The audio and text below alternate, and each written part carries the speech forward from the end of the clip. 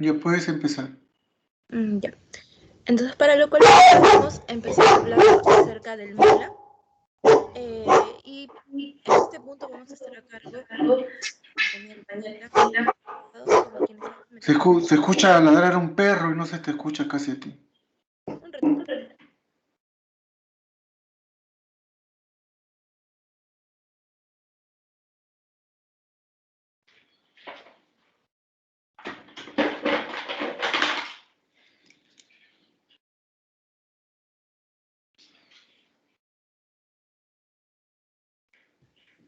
Ya, doctor. ¿Ya?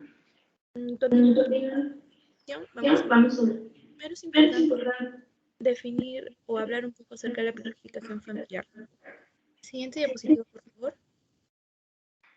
Bueno, en forma general podemos decir que la planificación familiar va a ser el proyecto de todos y todas a decidir cuándo y cuántos hijos tenemos. Y el Ministerio de Salud va a trabajar en esto hace varios años para poder mejorar así los servicios en los mismos establecimientos de salud y cumplir con la entrega de métodos anticonceptivos a la población en general.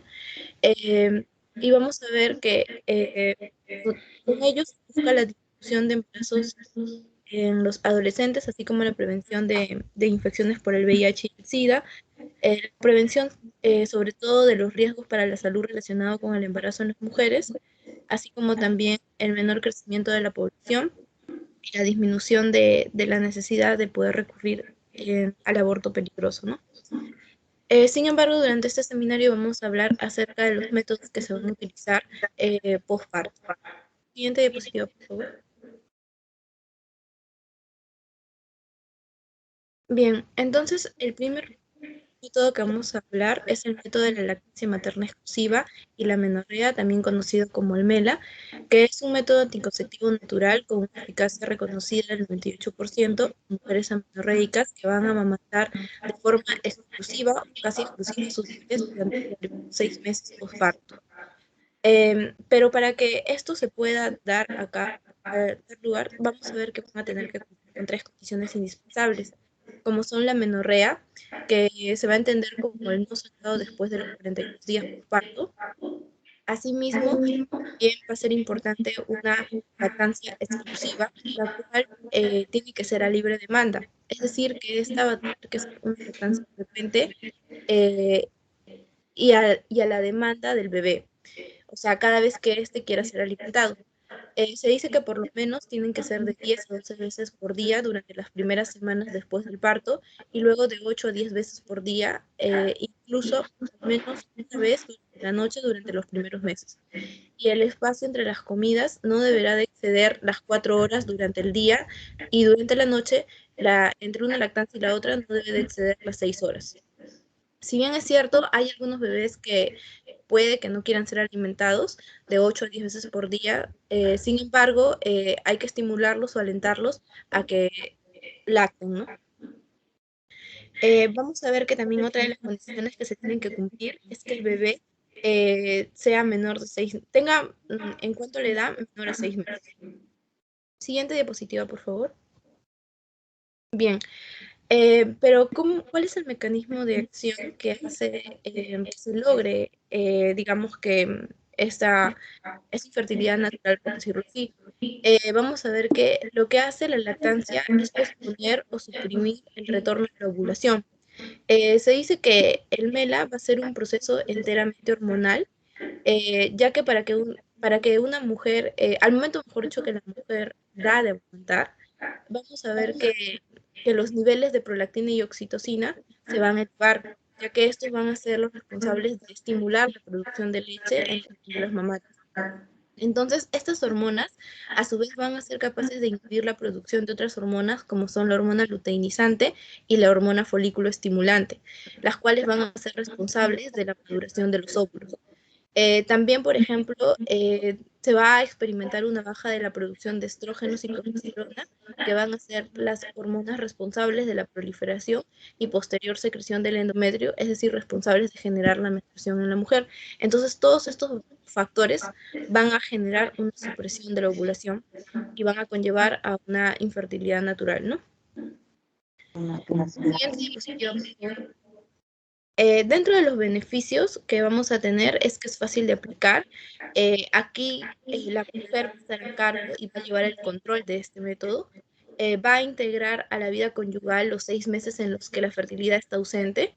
Se puede usar en cuanto nace el bebé y toda mujer puede usar este método en cualquier lugar. Sin embargo, vamos a ver que dentro de sus desventajas va a ser de que, por ejemplo, en aquellas mujeres que laboran van a tener esta dificultad y sobre todo si es que no cuentan con las condiciones, por ejemplo, en su trabajo para poder dar de lactar.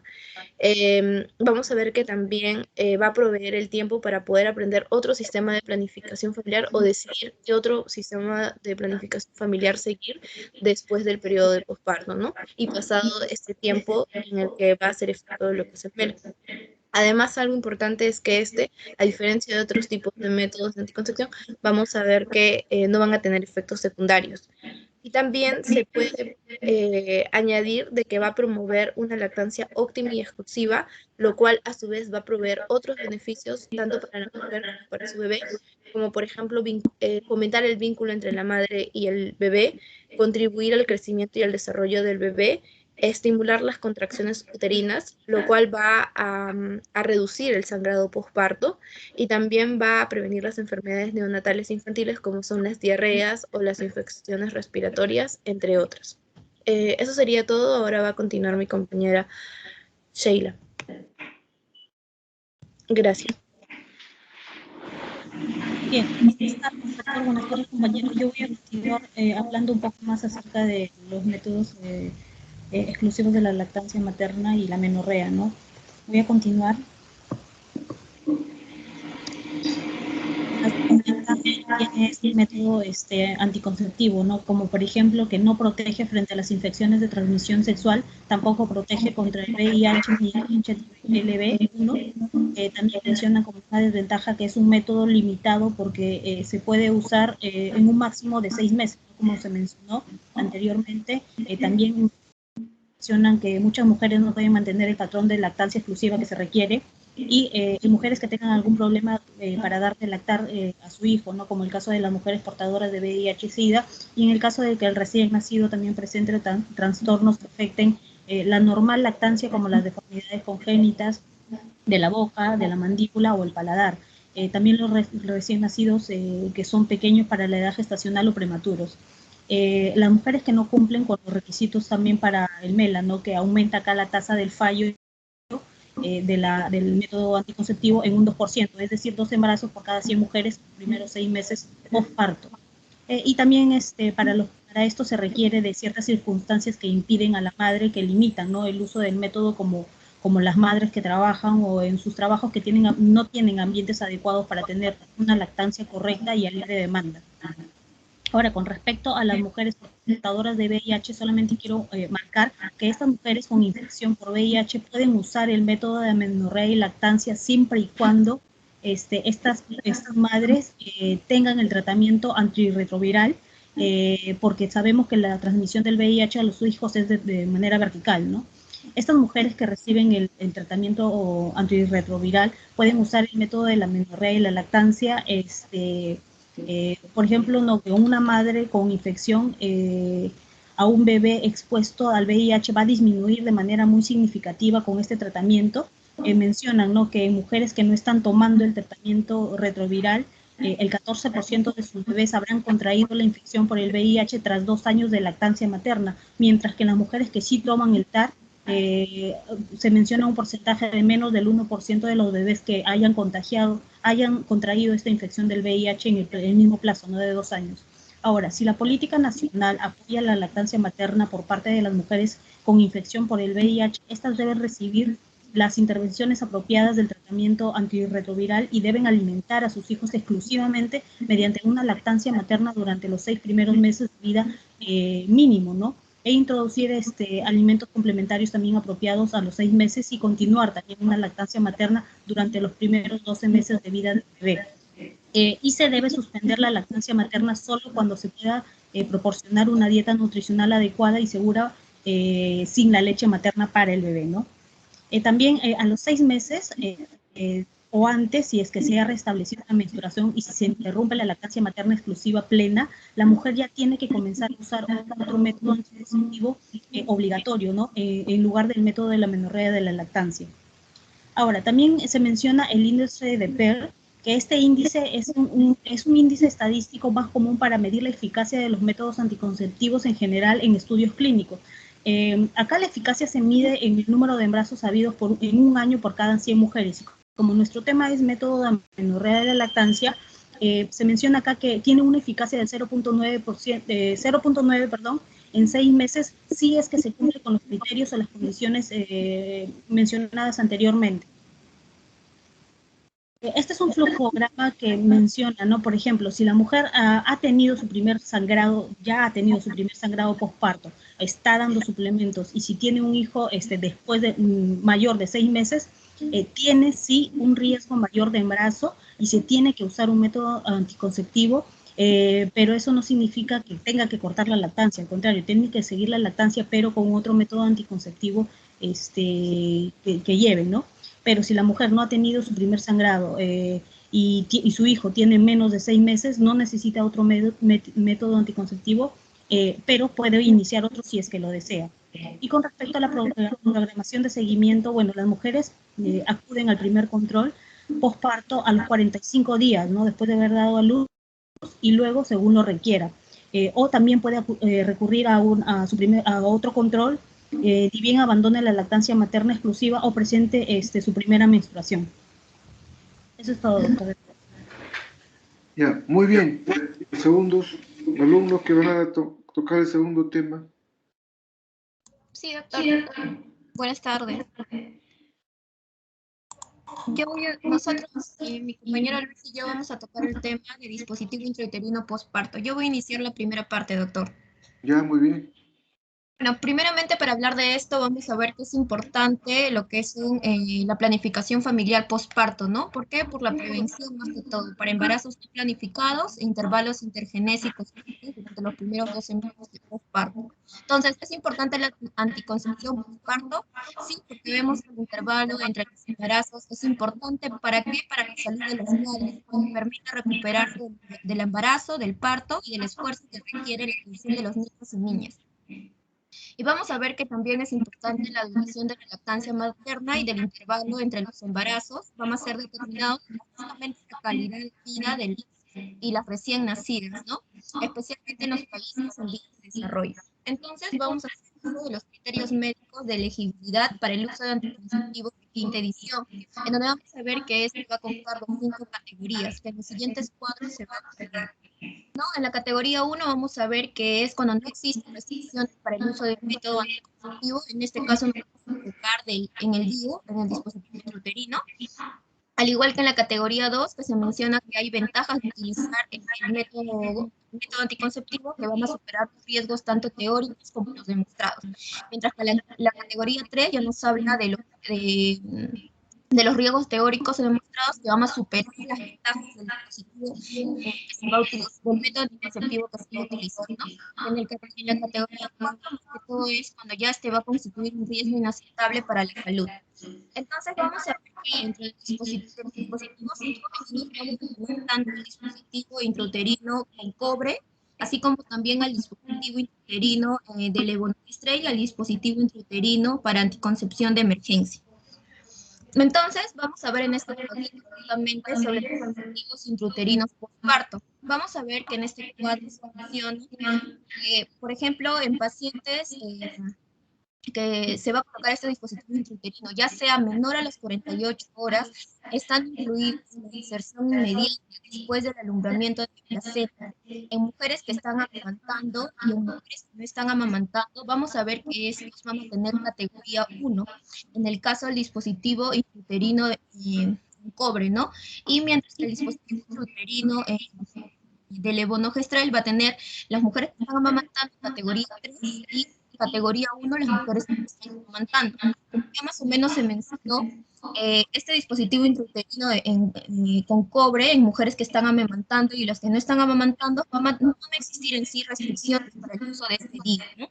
Mientras que según esta tabla se menciona que en el caso del levonorgestrel va a haber un va a haber riesgos teóricos demostrados que van a superar las ventajas de utilizar este método, ¿no? Más adelante se va a hablar justamente de las ventajas y desventajas, tanto de las indicaciones y de las contradicciones de este dispositivo intrauterino. Vamos a ver que cuando este se coloca entre las 48 horas y menor a las 4 semanas, va a tener una categoría de 3, tanto el dispositivo intrauterino de cobre como el de levonorgestrel.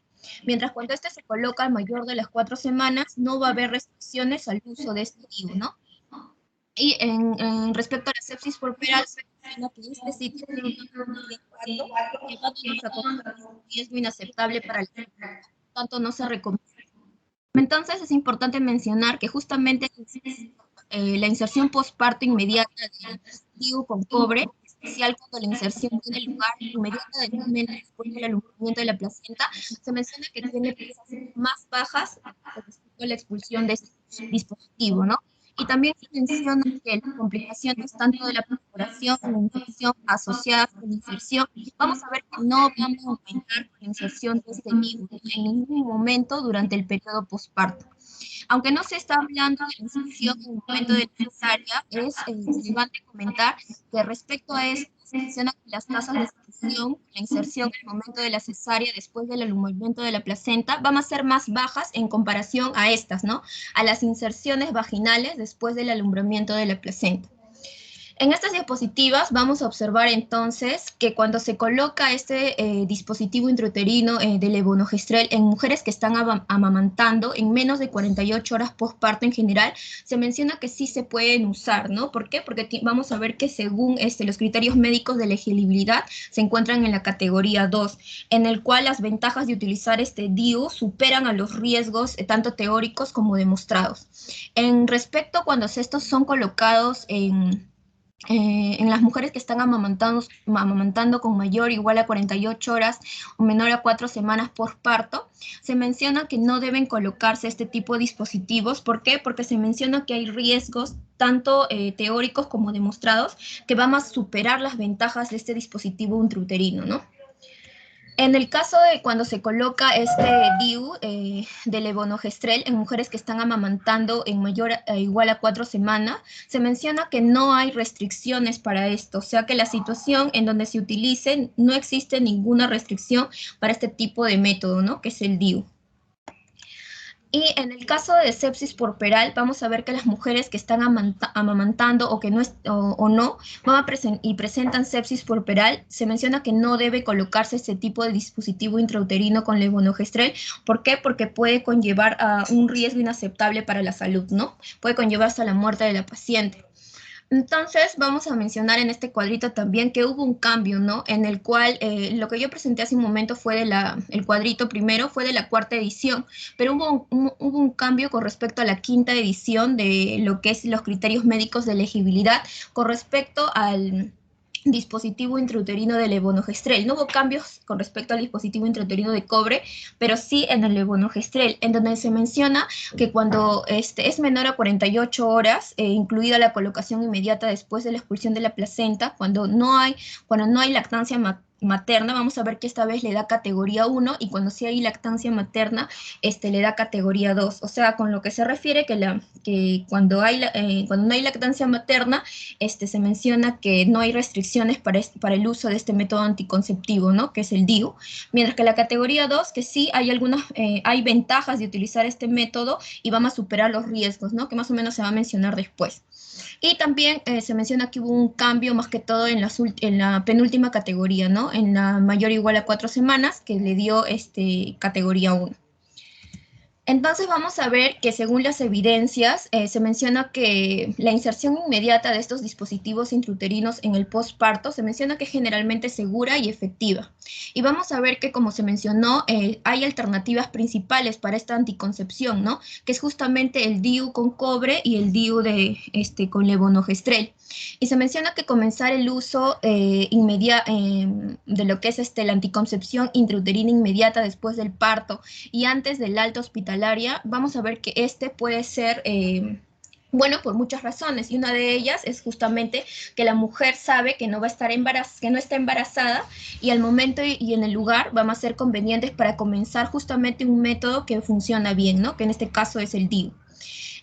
Bueno, vamos a ver aquí que va a haber una comparación entre justamente la anticoncepción intrauterina inmediatamente en posparto versus temprana, o sea, antes del alta hospitalaria y posterior cuando se da después del alta, ¿no? En donde se menciona que la expulsión de este DIU con mayor frecuencia por sí solo fue cuando se colocó inmediatamente después del parto que cuando se insertó semanas después, ¿no? Y en el caso del uso a los 6 meses fue más probable con la inserción inmediata después del parto que semanas después. Y se menciona que en estudios únicos los grupos vamos a ver que no van a diferir en el uso a los 3 o a las 12 semanas, ¿no? De la expulsión de este DIU. Entonces vamos a ver que el efecto beneficioso de la anticoncepción efectiva inmediata después del parto puede superar más que todo las desventajas del aumento del riesgo de expulsión. Y vamos a ver que es importante el seguimiento clínico, pues esto nos va a ayudar a detectar la expulsión temprana, ¿no? Y en las siguientes diapositivas mi compañero va a hablar sobre las desventajas, ventajas y el procedimiento de este dispositivo intrauterino. Y esta sería la bibliografía, doctor.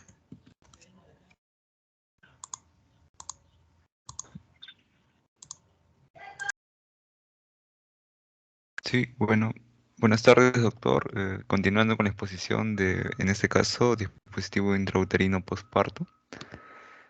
Soy el alumno Luis Enrique Mendoza Malpartida y hablaré sobre colocación del DIU posparto, ¿no? Se menciona que un momento óptimo en el que se pueden ofrecer las medidas anticonceptivas es la que sigue al parto o incluso en el caso de abortos. La técnica de colocación va a depender del tamaño del útero. Cuando hablemos de la aplicación, ¿no?, del DIU posparto, pueden ser de 4 tipos, ya sea inserción post-placenta, que se va a realizar dentro de los 10 primeros minutos que sigue el alumbramiento, ya sea después de un parto vaginal o de cesárea. El segundo tipo de aplicación de este DIU posparto viene a ser la inserción en el posparto inmediato, donde se va a insertar el DIU en la primera semana del puerperio, usualmente en las primeras 48 horas. El tercer tipo es la inserción puerperal o tardía, que se da entre la primera y sexta semana del puerperio. En este tipo de inserción, el riesgo de perforación uterina suele ser muy alto. El cuarto tipo es la inserción postpuerperal o de intervalo. Es cuando se va a realizar la inserción de este DIU entre la sexta y octava semana luego del parto. Técnicas de inserción. La inserción del DIU posparto va a requerir generalmente, ¿no?, lo que son técnicas de asepsia y antisepsia, tales como guantes o el empleo de instrumental estéril. Se pueden aplicar la inserción de manera manual en el caso que haya anestesia o intracesárea, ¿no?, con una pinza de anillo o forceps si no hay anestesia. Se menciona también de que los hilos de este dispositivo intrauterino quedan dentro del útero cuando el DIU se coloca por primera vez y que suelen descender a nivel del cérvix espontáneamente durante el periodo posparto. Mediante previo a la inserción de este DIU no se va a recomendar el empleo de antibióticos, como tampoco no se necesita o no se emplea lo que es la administración de oxitocina. No es necesario, ¿no? Incluso se menciona de que los oxitóxicos pueden dificultar lo que es la inserción postplacenta, ¿no? Y solo se deben usar en caso de que haya una indicación médica obligatoria. El procedimiento, el tipo del dispositivo intrauterino, el más usado, ¿no?, y el más adecuado viene a ser el dispositivo intrauterino o DIU de cobre. Sobre todo el subtipo 380. El momento en la aplicación de este DIU se va a realizar antes del alta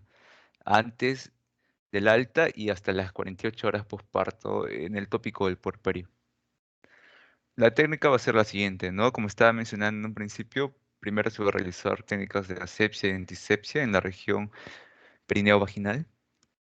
Se va a colocar lo que es un espéculo y se toma lo que es el labio anterior con la pinza de anillo y con otra se va a explorar y se llega a retirar lo que son restos o coágulos que pudieron haber quedado posparto. previo retiro, ¿no?, de la valva anterior del espéculo. Se va a tomar, ¿no?, este dispositivo intrauterino con la pinza de anillo en un ángulo de 45 grados y se va a introducir hasta el fondo uterino. Y con la mano izquierda, a nivel del abdomen, se va a asegurar una colocación correcta de este DIU. Bueno, esta es una tabla de un estudio que fue publicado por la revista peruana de ginecología y obstetricia, que lleva por título la de inserción de DIU posparto en el Perú, experiencia de 9 hospitales. Un estudio un poco antiguo, ¿no?, pero que nos da como referencia, ¿no?, en este caso, la aceptación del método anticonceptivo posparto del DIU entre los años de 1987 hasta 1991, ¿no? Se puede ver que el número de partos por pacientes aceptantes de estos métodos DIU ha sido relativamente elevado, ¿no? Y esto de igual manera, ¿no? El DIU siempre se va a mantener entre el primero o segundo lugar en cuanto a elección por parte como método anticonceptivo posparto, ¿no? Claramente este va a ser eh, precedido por lo que es los inyectables, ¿no? Métodos anticonceptivos inyectables, que en este caso, en este estudio fue más prevalente, ¿no?, con una mayor frecuencia. Y acá nuevamente podemos ver, ¿no?, anticoncepción posparto, el porcentaje de aceptación en el caso del DIU va a ocupar el 12%, ¿no? En segundo puesto, ¿no? Ya que los inyectables van a ocupar el primer puesto con un porcentaje de aceptación de 19,8%.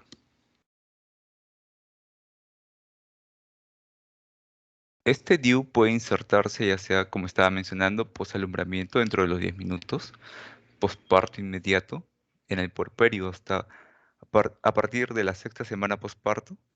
Y este es un caso ya excepcional, ¿no? En caso de posaborto inmediato, en el caso que no haya infección, ¿no? En el caso que no sea un aborto séptico. Y en el caso que sea un DIU de levonorgestrel, los liberadores de hormonas se van a emplear por lo menos 6 semanas posparto. Este es otro estudio que fue publicado de igual manera por la revista peruana de ginecología, donde acá comparan, ¿no?, este método anticonceptivo DIU tanto a nivel de MINSA, por el Ministerio de Salud, y por las instituciones prestadoras de servicios de salud.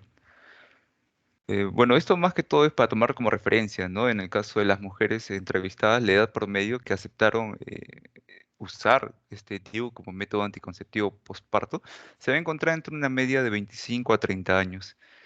Y el número promedio de hijos que tienen estas mujeres ya son de 2, ¿no? De igual manera, en el caso de la encuesta, tanto pre como posparto, se va a ver que las razones, ¿no?, por el cual no llegaron a usar la T de cobre o este dispositivo intrauterino T de cobre fue porque desean otro método o tienen temor, ¿no?, al emplear este dispositivo intrauterino. Y se van a ver en porcentaje, ¿no?, del 20 al 27%. Las ventajas del emplear el DIU posparto es que puede insertarse inmediatamente después del parto o la cesárea, Tienes posalumbramiento o en el tienes un puerperio minuto inmediato. para terminar, por favor, el alumno. Un minuto para terminar, ¿ya? Está bien, doctor. Las siguientes ventajas: no interfiere con la lactancia materna, hay mayor facilidad para la técnica de inserción, o sea, duele menos. Otras ventajas: que no va a interferir con las relaciones sexuales, es reversible y no hay interacciones medicamentosas. Otras ventajas que podemos señalar, ¿no?, que va a tener un 99% de efectividad. Las desventajas son de que la tasa de expulsión es más alta, 9,40%. Van a haber cambios menstruales, pueden haber presencia de spotting ovulatorio, dismenorrea, y este DIU no va a proteger contra las enfermedades de transmisión sexual.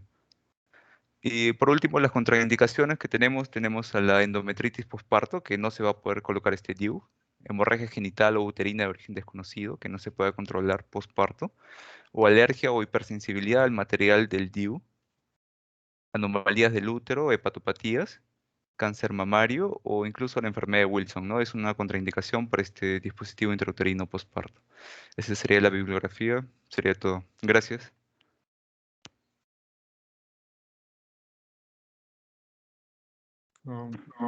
Yo sigo. ¿Se ve la pantalla? Hola. El alumno que Ya.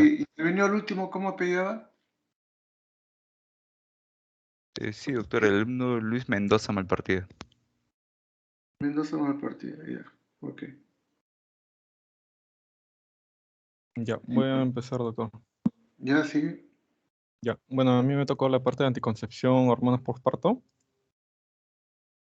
Vamos a definir lo que es los anticonceptivos orales, que son anticonceptivos hormonales compuestos por un derivado de la progesterona o progestágeno. Esta hormona es similar a lo que es la hormona producida naturalmente por la mujer. De ello van a existir diferentes derivados de la progesterona, ¿no? Que vamos a ver que posibilitan distintas vías de administración, y en la oral tenemos a lo que se conoce como la mini píldora, ¿no? Esta va a modificar las características del moco cervical y va a adelgazar lo que es el revestimiento del útero, más localmente el endometrio, que aumenta la densidad y así impide que el esperma alcance el óvulo, ¿no? Tenemos la clasificación en que se van a clasificar en no ovulatorios, en donde se encuentra el levonorgestrel y el inestrol, ¿no? Y en anovulatorios, es el desogestrel, y en ambos también se pueden dar en vía oral, ¿no? Estas mini píldoras vienen en cajas de 28 o 35 comprimidos. En tanto, el mecanismo no ovulatorio modifica la función ovárica, que va a inhibir la ovulación al reducir la secreción de FSH y LH, y así inhiben la implantación y producen un aumento de la cantidad, de la densidad claro, del moco cervical, y en consecuencia evita el paso de los espermatozoides al útero, ¿no?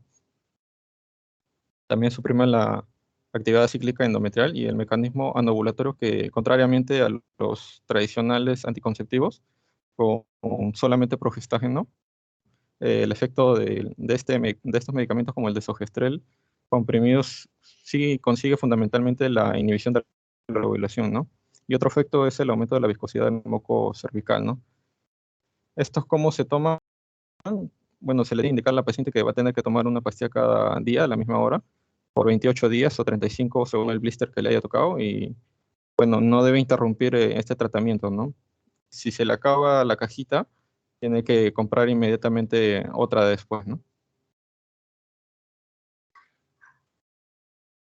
Tenemos a las contraindicaciones que, bueno, para el uso del método anticonceptivos de la OMS, y en ciertas situaciones, estas no se van a recomendar, ¿no? El uso de estos métodos, a menos que se dispongan de otros mejores, ¿no?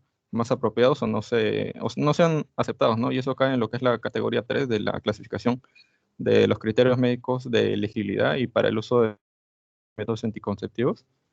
Y claro, tenemos unas contraindicaciones en pacientes que no manifiesten que hayan tenido trombosis venosa profunda o embolia pulmonar, lupus, historial de familiar de cáncer mama, adenoma hepatocelular, episodios de cardiopatía, cefalea migrañosa, cirrosis grave descompensada.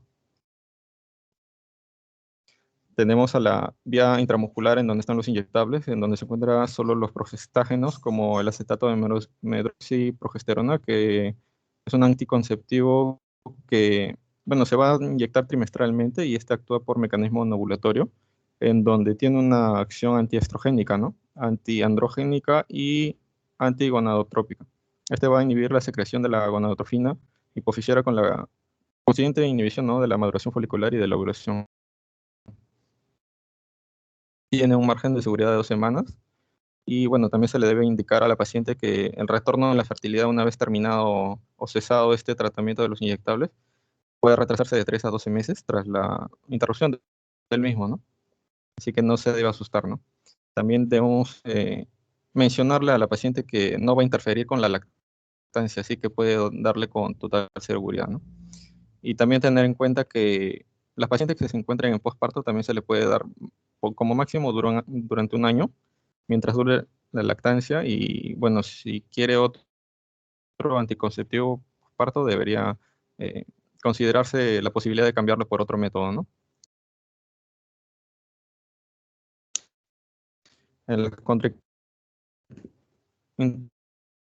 contraindicaciones mencionado en los otros mecanismos, y en ellas se encuentra el historial familiar de cáncer de mama, trombosis venosa profunda, embolo pulmonar, cefaleas migrañosas con aura durante el uso de algunos anticonceptivos, o historia personal de cáncer de mama, pero que no tengan evidencia actual durante al menos 5 años, ¿no? Para su uso seguro.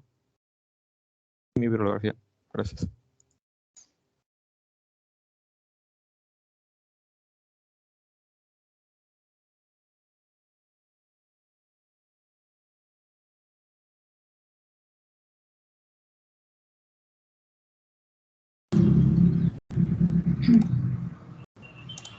Buenas tardes, doctor. A continuación voy a exponer, junto con mi compañero, la anticoncepción quirúrgica voluntaria posparto. Bien, esta anticoncepción quirúrgica voluntaria posparto viene a ser un método anticonceptivo considerado definitivo, ¿no? Luego del parto. Como representante está la ligadura tubárica en la mujer.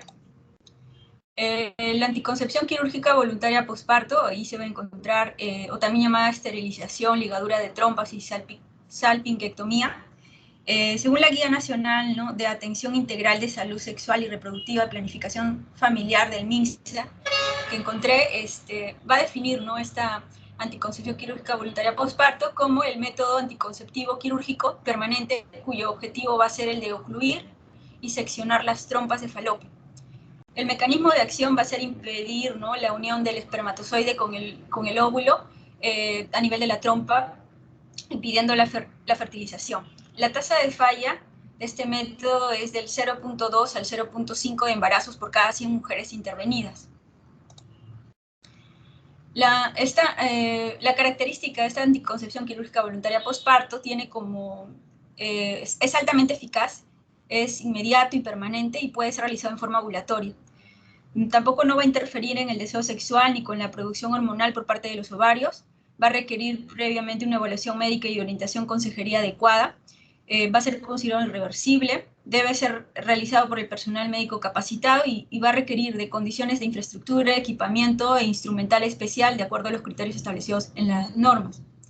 Está contraindicado en mujeres que están presionadas por su cónyuge o alguna otra persona que tomen la decisión bajo presión, con conflictos de índole religioso, cultural, con expectativas no resueltas acerca de la irreversibilidad del procedimiento, ¿no? El momento de la intervención va a ser dentro de las primeras 48 horas postparto y también durante la cesárea. El procedimiento, la técnica más usada va a ser la técnica de Pomeroy, ¿no?, a través de una mini laparotomía que se va a realizar a nivel infraumbilical cuando es postparto. Esta es una técnica como la que se muestra acá abajo. Se va a hacer esta incisión infraumbilical. Va a consistir en tomar y elevar un segmento medio de 2 centímetros de la trompa, ligarlo, como se observa acá, con un punto de catgut. Después se extirpa la porción distal de la asa, se absorbe rápidamente la sutura después de la operación quirúrgica, ¿no? Hace que los extremos ligados se desprendan y surja así un hueco entre ellas de 2 a 3 centímetros, separando ambos cabos. Y bueno, este procedimiento, esta técnica de Pomeroy se va a usar preferentemente con anestesia local más pseudoanalgesia debido al menor riesgo de complicaciones durante el posparto. No se va a recomendar el uso de anestesia local más pseudoanalgesia para la mini laparotomía en mujeres con antecedentes de cirugía pélvica previa, con enfermedad pélvica inflamatoria creciente, con retroflexión uterina fija, mujeres obesas y mujeres con problemas psiquiátricos que van a impedir una adecuada colaboración. Acá resalto, ¿no?, la salpingectomía, que es lo que se realiza, ¿no?, posparto. Estamos viendo esta ligadura con sutura y ablación, ¿no?, que es mutilar un segmento de la trompa, se usa a menudo para la esterilización puerperal, ¿no? En cuanto al bloqueo tubario del método de Pomeroy, ¿no?, que estamos hablando, el acceso a la cavidad abdominal va a ser, puede ser por la mini laparotomía, que es este procedimiento mínimamente invasivo y tiene buenos resultados cosméticos. O laparoscopía también se puede realizar. La selección va a depender del criterio clínico de la experiencia del médico que realice el procedimiento y la disponibilidad instrumental del equipo y el material necesario. En cuanto a los efectos colaterales, no se conocen efectos colaterales asociados a este método y ocasionalmente pueden presentarse complicaciones debido a la anestesia o la técnica quirúrgica. Mi compañero va a continuar con la demás parte.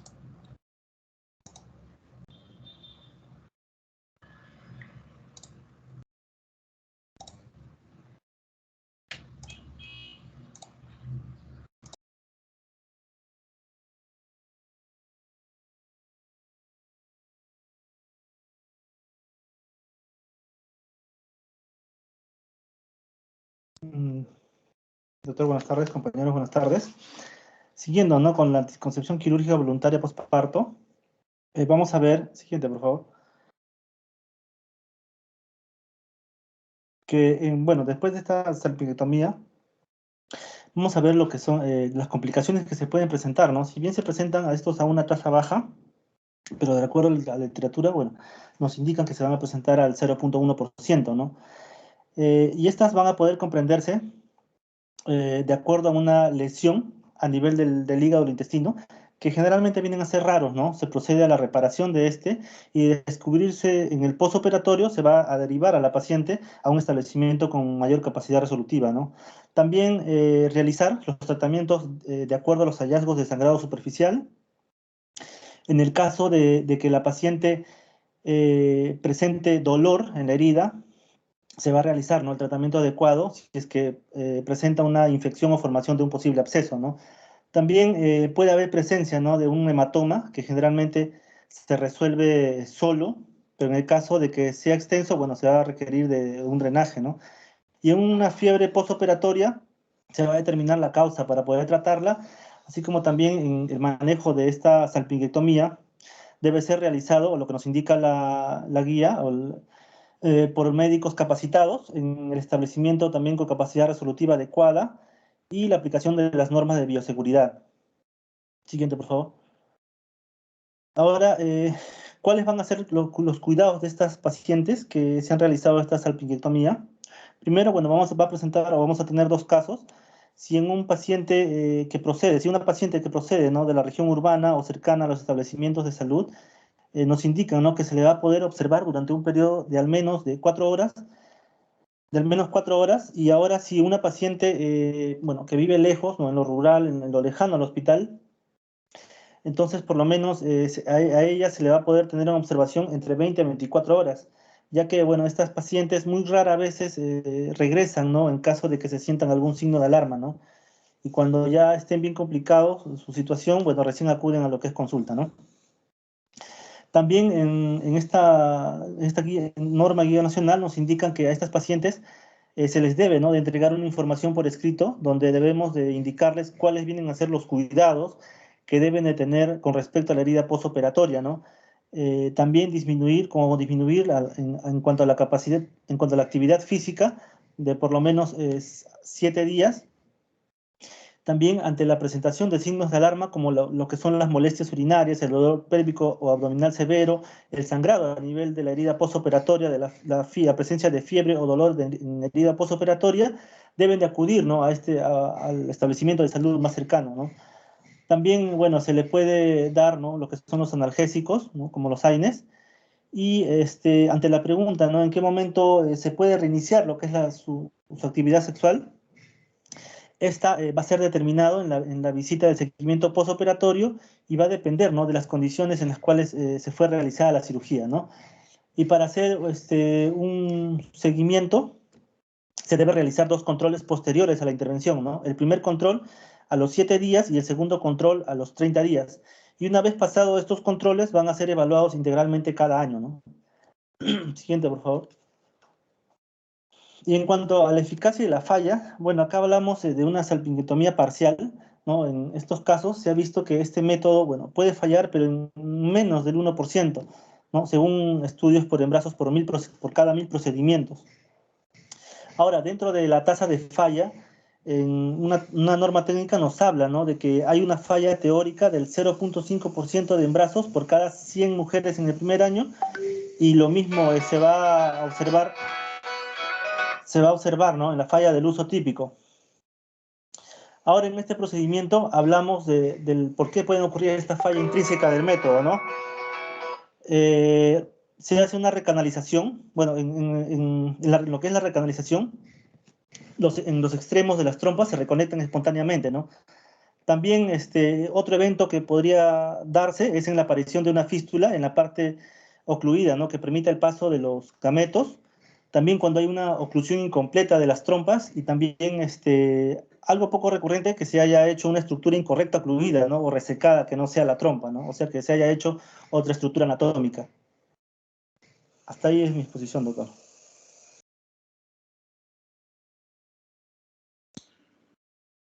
Ya, muy bien.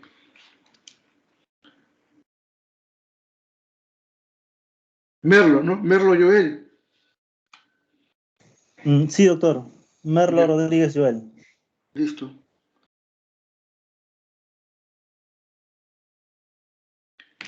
Miren, nosotros la próxima semana tenemos una práctica sobre anticoncepción postparto. Y tenemos casi 3 horas para hablar de lo mismo que sus compañeros han dicho. Entonces ya nos quedan más que 12 minutos que yo los quiero utilizar más que nada para ver el contexto, ¿no? De por qué anticoncepción postparto. Porque hay un seminario, ¿no? que nos diga anticoncepción postparto. ¿Qué tiene que ver eso con usar los anticonceptivos cuando uno quiera? Bien, les voy a explicar más o menos cómo fue el contexto. Más o menos en los años 90, o sea, en la década del 70 y 80, hubo en el Perú una profunda crisis económica, que empezó más o menos en el año 76 y terminó en el 92, con la captura de Abimael Guzmán. En ese lapso, lo que caracterizó al Perú fue una profunda crisis económica, una crisis política, social, moral, caracterizada ¿por qué? Fundamentalmente por inflación, devaluación de nuestra moneda, terrorismo y corrupción. Eso caracterizó, digamos, a esa etapa de la historia del Perú. Una etapa terrible, o sea, porque llegamos a niveles de pobreza y de extrema pobreza que nunca habíamos tenido. O sea, éramos o habíamos sido empobrecidos brutalmente. La clase media prácticamente desapareció. Entonces la situación era de angustia, de preocupación, ¿no? Hubo una gran migración de la gente que vivía en el campo hacia las ciudades y una migración de las ciudades hacia el extranjero. O sea, millones de peruanos se desplazaron. Lima fue invadida, por lo menos en esa época, por unos 2 millones de personas que venían del campo, huyendo del terrorismo, y se vinieron con lo que tenían puesto y ocuparon pues toda la zona periférica de Lima, ¿no? Huaycán, Villa María, Villa El Salvador, la parte alta de San Juan del Lurigancho, de Comas, de Caraballo, rodearon prácticamente las ciudades con asentamientos humanos, la mayor parte en arenales o cerros, y no tenían agua, no tenían luz, no tenían caminos. ¿Se imaginan? Entonces, esas personas que habían sido brutalmente agredidas por el terrorismo y por la crisis económica, llegaron al país y no tenían acceso al sistema de salud. La mortalidad materna es un indicador, o sea, muy importante de exclusión, de pobreza, ¿no? La mortalidad materna son las muertes de las mujeres por causa obstétrica, o sea, por causa del embarazo, parto y puerperio. Estaba en el Perú, en el año 90, en 265 mujeres por cada 100.000 nacidos vivos. O sea, no era alta, era muy alta. Era la más alta de Sudamérica y la segunda más alta de Latinoamérica después de Haití. O sea, imagínese usted, menos de 50 mujeres es baja De 50 a 100 mujeres muertas por 100.000 nacidos vivos es media. De 100 a 150 mujeres por 100.000 nacidos vivos es una mortalidad alta, de 100 a 150. Nosotros estamos en 265. O sea, estábamos en muy alta. La cantidad de personas que morían eran increíbles, ¿no? Las mujeres, muy humildes, no tenían agua, venían solamente a dar a luz al hospital, a los hospitales. No había control prenatal. Faltaban postas médicas, atención de primer nivel. La mujer se embarazaba y luego llegaba al hospital sin ningún control a dar a luz. Y era su cuarto, quinto, sexto, séptimo, octavo, noveno, décimo, onceavo, doceavo, treceavo, catorceavo embarazo o parto. Y esas mujeres que tenían tanto embarazo y tanto parto, se morían. No todas, pues ya hemos dicho los porcentajes, pero muchas se morían. Y las que no se morían, regresaban el otro año a dar a luz. En ese intervalo entre parto y parto, no venían al hospital para nada. No se controlaban. Los métodos anticonceptivos no estaban al alcance de los sectores populares. Eran caros o no había. La ligadura de trompa está prohibida por ley, al igual que está prohibido hasta ahora el aborto. Entonces no se podían ligar. Si una mujer quería ligarse porque ya tenía 9 hijos, iba al hospital y le decían, no, está prohibido, no te ligaban. Tenías que acudir al sector privado, buscar un médico que te ligue y bueno, te ligo, Pepe, te voy a cobrar $3.000. Entonces solamente estaba para el sector más alto, pudiente, que podía pagar. Pero el grueso del pueblo no tenía acceso a los métodos anticonceptivos. Por eso ahí me extraña esa lámina que ha presentado el alumno sobre estadísticas de los años 80. Oye, en los años 80 no había método anticonceptivo. Eso fue en los años 90. Yo recuerdo en el año 91 nos donaron una gran cantidad de Norplan, que son implantes, que empezamos a pudir en 150.000 implantes nos donaron y los pusimos. Y empezamos con el DIU postparto. Por primera vez yo en mi carrera vi que empezamos a usar el DIU postparto, es decir, antes no se usaba. ¿Y eso en qué año fue? Aproximadamente en el año 93. Y así, ¿no? Entonces en el año 95 se da esta estrategia, ¿no? Se da una estrategia de planificación familiar y paternidad responsable. ¿Qué implicaba eso? Implicaba poner los métodos anticonceptivos a un nivel de cero costo para los sectores populares, ponerlos a disposición de la población pobre. O sea, a partir de esa fecha ya los métodos anticonceptivos ya no cuestan, se dan en forma gratuita. Entonces se implanta una campaña, ¿no?, de planificación familiar donde todos los métodos se ponen en forma gratuita y en forma de orientación y consentimiento informado. O sea, cada pareja decide qué método quiere. Se crean consultorios dentro del hospital o de los hospitales sobre orientación en la planificación familiar y las parejas escogían qué métodos querían. Y una vez elegido el método se daba de forma gratuita. Entonces se aplicaron más de 9 millones de métodos. 9 millones. ¿Implica? De los cuales 272.000 fueron ligaduras de trompa. Entonces ligaron mujeres que tenían, ¿qué te digo? Pues 10, 12, 13. Tú preguntabas a las pacientes que estaban ahí en la maternidad de Lima, que estaban 2 por cama, y que todos eran grandes multíparas, preguntaban, ¿quién se quiere ligar? Y todas las multíparas levantaban la mano. Y se peleaban y se tenían que hacer cola para poder ligarla. ¿Por qué? Porque tenían demasiados hijos, ya no querían, algunas habían utilizado otros métodos anticonceptivos y habían fracasado, ¿no? Entonces se ligaron a 272.000 personas, no como dijo ahí su compañero de que se le ponía anestesia regional, anestesia general. Nosotros lo hacíamos con anestesia local, en una mini lag debajo del ombligo y rápidamente hacíamos. La Maternidad de Lima fue el principal centro de realizar estos AQB, ¿no? Y tuvo un gran éxito en los años 90, 2000. Se logró reducir el índice de fecundidad, que era más o menos 5.8. Se logró bajar más o menos a 3,5.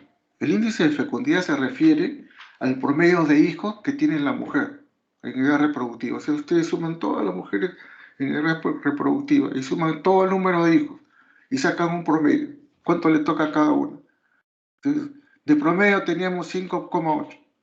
Eso se bajó a 3,5 después de unos años. La mortalidad materna se logró bajar de 265. Se logró bajar a menos de 100, a 97. Y la meta del milenio era llegar a 63. Meta que no se llegó. ¿Por qué? Porque a partir del año, en el 2015, o sea, era la meta del milenio. ¿Por qué? Porque se desató una campaña que fue una patraña, ¿no? De las esterilizaciones forzadas. Como que nosotros los médicos agarrábamos a la paciente a la fuerza, la llevábamos a sala y ahí la ligábamos, contra su voluntad. Y lo hicimos masivamente, 300.000 personas. ¿Ustedes se imaginan el nivel de patraña?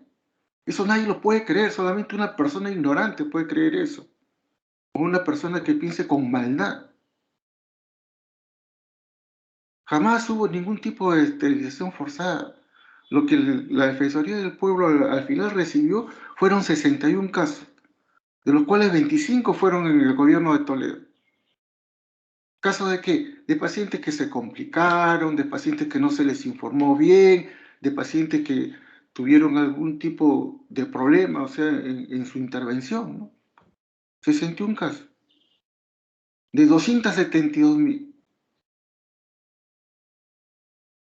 Entonces, esa patraña hizo mucho daño, porque ya muchas mujeres no se querían ligar.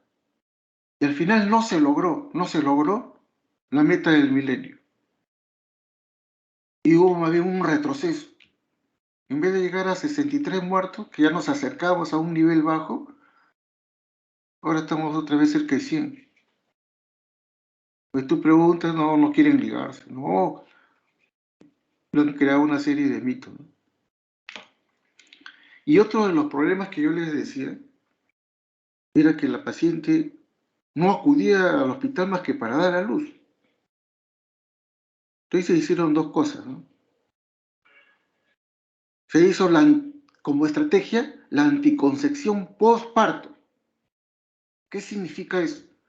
Que cuando una paciente humilde que venía a dar a luz todos los años, iba al hospital solamente a dar a luz, cuando esa paciente llegaba a dar a luz, tenía su bebé, entonces se les ponía un método anticonceptivo. ¿Para qué? Para acostumbrarla a que la paciente regrese, para que la paciente vuelva al hospital. Como el método era gratuito, se le explicaba bien y ella escogía qué método.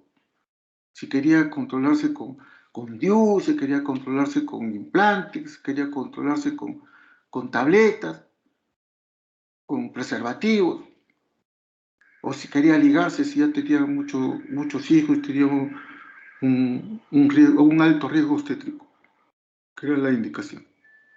Pacientes con alto riesgo obstétricos eran las que se podían ligar. Entonces, es así que se establece esa estrategia, ¿no?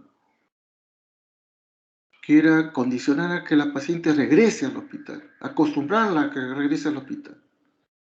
Aparte de eso, durante esta década de los 90, se construyeron alrededor de 6.000 postas, o se pusieron en funcionamiento, o se rehabilitaron en total. Entonces eso permitieron que estos métodos anticonceptivos se realizaran incluso a nivel nacional. Y se pudo, o sea, como le digo, lograr esa viabilidad de que la mujer no se embarace tanto y no muera. Y lo segundo, que empiece a ir al hospital. Regresaba la paciente para que le pongan su ampolla de 3 meses, regresaba para que le vean su DIU, y cuando de repente ya pasaron 2, 3 años, porque lo que se busca era que la paciente espacie entre embarazo y embarazo, que no venga todos los años. De repente la señora quería espaciar 2 años, 3 años, 4, 5 años, la paciente se controlaba, podía cambiar la T, ¿no? Después de 5 años, o podía retirar el veto para poder gestar un nuevo, tener un nuevo bebé, ¿no? Y así es como se creó esta política por la cual el seminario que hemos tenido hoy. Esta vivencia de la anticoncepción postparto, ustedes lo van a ver mejor cuando les toque ir al Serum. Ustedes van a ir al Serum a zonas de repente alejadas, donde la mortalidad materna es alta, donde la mortalidad infantil también sigue siendo alta, ¿no? Donde las mujeres vienen a dar a luz nada más. En la selva, por ejemplo, es así, vienen alejados en pequeñas comunidades y acuden al hospital a dar a luz. Y entonces esas pacientes que acuden, a esas hay que darles un método anticonceptivo. No se deben ir sin método. Y los métodos que se dan son, como métodos naturales, el MELA, tenemos la T de cobre, no la T liberadora de hormonas, eso no hay acá. Me refiero al MINSA, no damos ese método, pero sí la T de cobre, la 380, ¿no? Que se da en el postparto. En el postparto inmediato, o sea, el postparto inmediato no es a las 48 horas, es inmediato. El inmediato es el que se da ni bien salida la placenta. Entonces ahí sale la placenta y le colocan con la mano, ¿no? Se pone el DIU, pero eso se sale mucho. Entonces es mejor ponerlo a las 48 horas, en el postparto inmediato. Se pone con unas pinzas especiales que vamos a ver en la práctica la otra semana, cómo se coloca. Y la paciente se va de alta a su puerperio tardío. En el puerperio tardío no se recomienda ya ponerte de cobre porque hay riesgo de perforar, de infectar, etc. Se debe poner cuando la paciente está en el hospital. ¿Para qué? Para obligarla a regresar. Para que obligarla a que se acostumbre a controlarse. Va a regresar, se va a controlar, se le va a hacer su papá Nicolau. Si se embaraza, se va a hacer su control prenatal. Eso es lo que se buscaba. Y eso se logró. Los grandes objetivos, ¿no? Que ustedes en el postparto usan el MELA, ponen el DIU, le dan una hormona, ¿no? Como le dije, en un tiempo Estados Unidos donó más de 150.000 dosis del Norplant, que eran 6 tubitos que se ponían en forma subdérmica, liberadoras de hormonas que duraban 5 años. Se acabaron y ya no dieron más. Actualmente no usamos los implantes subdérmicos solamente en la actividad privada, que son caros. A veces que llegan donaciones al MINSA y se emplean, ¿no? Pero como son caros, no están pues muy al acceso de las personas pobres, ¿no? Pero podemos usar la mini píldora, ¿no? Lo que da el MINSA es el Obrec, en tabletas de 35, un pase de 35, se toma uno diario sin descanso. Recuerden, la progesterona se puede dar durante la época de lactancia nada más. Después cambiar de método. Lo mismo que las hormonas esas que se dan cada 3 meses, hormona progesterona de depósito, no se recomienda en mujeres jóvenes, salvo que después del parto, o sea, durante un año y listo, de ahí no se vuelve a usar. ¿Por qué? Porque después para recuperar la fecundidad es difícil. Produce atrofia de los órganos genitales de la mujer. Entonces eso hay que darlo en las mujeres que ya están cerca de la menopausia, que ya completaron su número de hijos. Señor, ¿usted cuántos hijos tengo? 5, doctor. Ya no quiero, ya tengo 40 años, doctor, ya no quiero embarazarme, tengo 5 hijos. Y encima ya a ella ponle su Depo-Provera. le vas a hacer un bien, porque ya no va a sangrar, no se va a embarazar, nada, y va a llegar a su menopausia tranquila, ¿no? Y finalmente, pues, el AQE, que es la ligadura de trompa, que fue digamos, la manzana de la discordia, ¿no? Que por cuestiones políticas distorsionaron un gran programa, ¿no? Que ahora creo que 7 veces han encarpetado ese juicio y otra vez lo han vuelto a sacar. Y así cada cierto tiempo lo sacan y lo vuelven a archivar porque no hay motivo para enjuiciarnos. O sea, tendrían que enjuiciarnos a todos los médicos, a todos los que hemos participado. Yo he participado activamente en esas campañas de AQB. Y jamás se me ha ocurrido a mí hacerle a la fuerza a una paciente. Todos eran voluntarios, me pedían, me rogaban. Muchas señoras, doctora, señora, no puedo ligarle, usted es muy joven. Tenía 23 años y ya tenía 4 hijos o 5 hijos. Desde los 13 años tenía hijos, súper fecundo. Señora, no se puede, no le podíamos ligar porque eran jóvenes. No había mujeres que, doctor, ligue. Pues, señor, usted tiene un solo hijo, ¿cómo la voy a ligar? No, doctor, no, y si cambias de pareja, después vas a querer tener otro niño y ya vas a estar ligada, ya no vas a poder. No, doctor, ya no voy a. No, señora, no puedo. O sea, nosotros teníamos que cumplir lo que decían las normas, no ligar por ligar. Las normas te ponían, o sea, márgenes. A partir de qué edad podías tú ligar, a partir de cuántos embarazos, qué cosa era un embarazo de alto riesgo, o sea, o cuando había alto riesgo obstétrico en una mujer para ella ligarla, ¿no? Doctor, esta es mi tercera cesárea, ya, con esta te ligamos, tercera cesárea y ligadura, porque una cuarta cesárea es mucho riesgo obstétrico. Se te rompe el útero, te da placenta previa con acretivo, te puedes morir, hay que ligarte, listo, por riesgo obstétrico, ¿no? Lo mismo, doctor, ya tengo 7 y ya hay que ligarte, porque un octavo embarazo de repente te da una hemorragia postparto, una atonía incontrolable y te mueres. Y cosas así, ¿no? Que tenían justificación y habían, pues, miles de mujeres en esa condición. Entonces eso que quede bien claro, por favor, que acá no ha habido nunca una campaña de esterilización forzada. Esa es una postura que tenemos nosotros los médicos, sobre todo los médicos que hemos participado, que lo hemos hecho con nuestra mayor voluntad para ayudar a la gente que quería, ¿no? Gente humilde sobre todo, que eran las que más se morían. Pero alguien está levantando la mano, ¿quién es? ¿Quién levanta la mano? No veo el nombre. Doctor, ¿cómo está? Muy buenas tardes, soy Felipe. Doctor, bueno, se me hizo una curiosidad, quería preguntarle, ya que usted ha estado... Felipe. Sí, Felipe, pregunta. Sí, doctor, bueno, se me dio la curiosidad, quería preguntarle, ya que usted estaba en el ambiente. Bueno, creo que en la Comisión de la Verdad también se habló sobre que a los médicos, cuando iban, por ejemplo, a su serum, les obligaban a cumplir cierta cantidad de ligaduras, ¿no? Entonces quería preguntarle qué tanto de cierto fue eso, ya que usted está en ese campo, por favor. Gracias. Perfecto. Mira, el médico serum no es un médico especialista. ¿Él cómo va a ligar trompa? ¿Acaso es cirujano? El método, el médico serum, lo que se le daba, o sea, era que él saliera a buscar pacientes, a orientar, a hacer campaña de orientación y a decirles qué métodos existían para que las pacientes puedan elegir.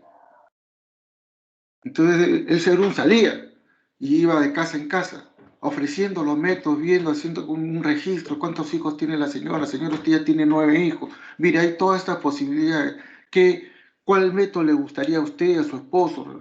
Esa era digamos, la indicación al médico serum, de propagandizar, de orientar, de dar los métodos no quirúrgicos. El método quirúrgico estaba dado por el médico ginecostetra, el único que podía intervenir. Está prohibido que un médico general haga una intervención quirúrgica.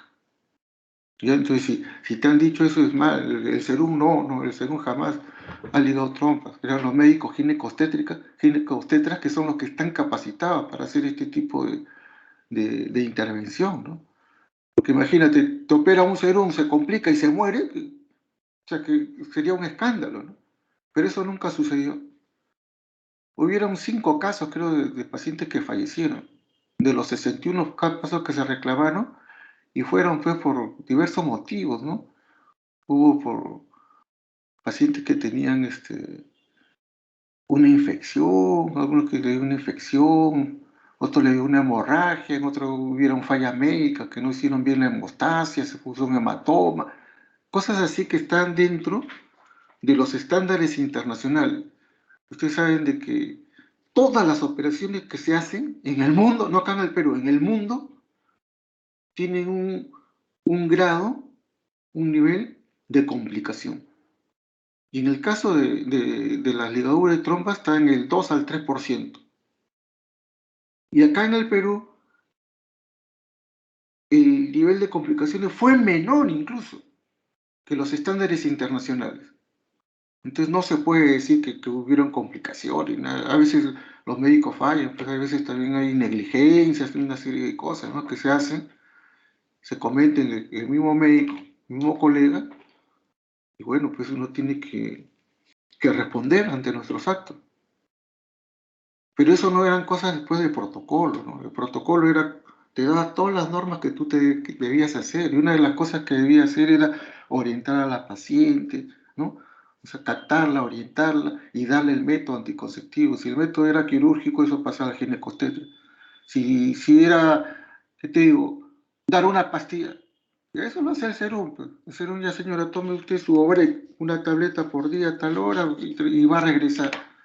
Si era ponerle una ampolla o darle un preservativo, también el serum podía hacer eso. Si había que ponerle una T de cobre, también lo hacía el médico serum. Si había que poner un Norman, claro que ahora ya no hay, ¿no? En la época que hubo, también lo ponía el serum. Porque son procedimientos, digamos, que no son difíciles de hacer, ¿no? Pero el AQB no. O sea, si esa información que te han dado no es cierta, solamente los médicos ginecólogos. Y como digo, las complicaciones fueron muy pequeñas, la cantidad. El volumen fue mínimo. De 9 millones de métodos que se pusieron. 9 millones. 272.000, eso ha sido algo así como el 9%, si mal no me equivoco. Que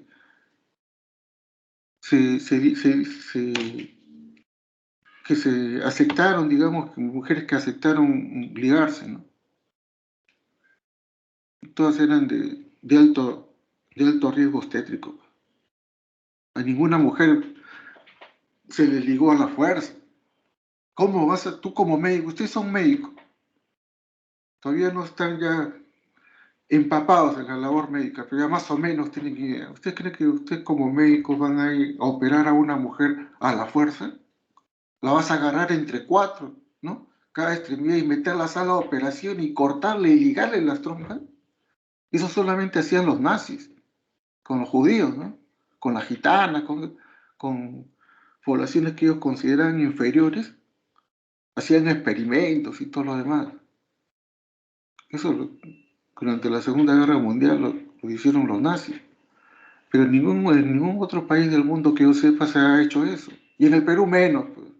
Yo he sido parte, pues, de esas estrategias, de esas campañas que hubieron. No solamente yo, los médicos que trabajamos ahí en la Maternidad de Lima, que fue el principal centro digamos, de colocación, de anticonceptivos, primer centro de despacho, de métodos y todo, de orientación, fue la Maternidad de Lima. Y no se nos puede venir a acusar, pues, porque cuando dicen, ustedes han ligado, para echar la culpa al gobierno, nos están echando la culpa a nosotros, a los médicos. O sea, los médicos somos tan malos, tan irresponsables, somos genocidas que nos hemos prestado para esterilizar mujeres, a la fuerza. Eso nadie lo cree, pues. Ustedes como médicos en la vida pueden creer eso. Quizás una persona ignorante, ¿no?, que no tiene el más mínimo cultura puede creer eso, o gente pues malvada, comunistas, ¿no? Terroristas, que lo único que buscan es destruir el país. Ellos son los que difaman y hablan de esa manera contra la labor médica. Y me llama la atención que muchos médicos que participaran se quedan calladitos por cuestiones políticas, porque son de izquierda, son caviares, callan en todos los idiomas, cuando ellos deberían estar denunciando, igual que yo siempre lo he hecho, ¿no? Que eso no es cierto. Y espero que ustedes jamás se presten a difamar ni a ningún tipo de patraña, ni por cuestión política, ni por cuestión de ninguna otra cosa.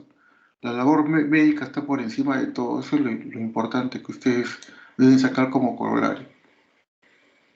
El día miércoles de la próxima semana hay la práctica de la, ¿cómo se llama? La práctica de la anticoncepción postparto. Entonces ahí vamos a ver detalladamente cómo se pone el DIU, en qué momento se pone, cuáles son indicaciones, contraindicaciones, el AQB, qué métodos hay, cómo se hace el mini-LAC. Vamos a pasar un video del mini-LAC. El alumno que le toca exponer conmigo, por favor, se comunica.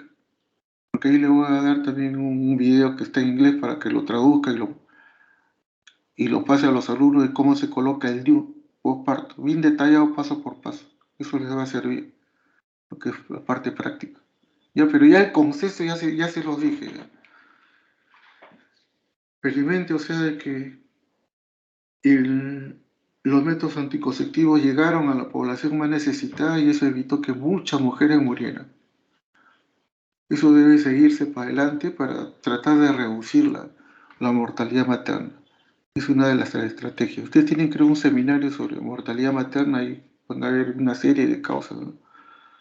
Y estrategias también que se han tomado. Pero sigue siendo todavía preocupante la mortalidad materna porque no se llegó a la meta del milenio. Muy bien, chicos. Si hubiera alguna pregunta, nos hemos pasado de tiempo.